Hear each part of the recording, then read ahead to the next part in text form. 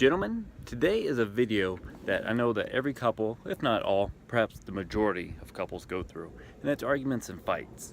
And so the question is, should you argue in front of your children? And I think most of us probably immediately automatically say no, because I have this certain rule that you should praise in public and discipline in private. And so I think the same rule should apply to this type of scenario as well. So I think that if you're going to argue in front of your spouse, I think it's very important that you recognize that you're about to have an argument. I know that can be very difficult, but even if you already started the argument, you just pause, acknowledge your spouse, say, hey, let's not do this in front of the kids. Either if you can, which is highly difficult, is continue it at a later point in the time when the children aren't around, or perhaps you have the children play in the room while you two discuss it and talk it out, talk it through, whatever you need to do.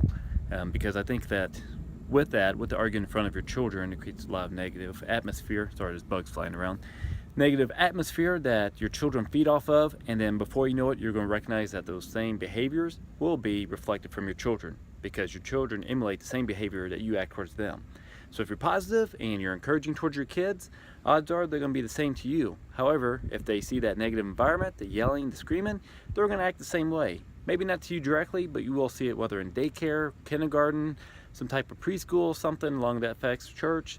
So it's a good tip, good reminder that all of us dads, and I really say dads because we're the man of the house and we control that conversation goes. And so we need to be man enough to say, honey, I understand what you're saying, but let's just pause and we'll pick this up here at a later time when it's appropriate for us to discuss.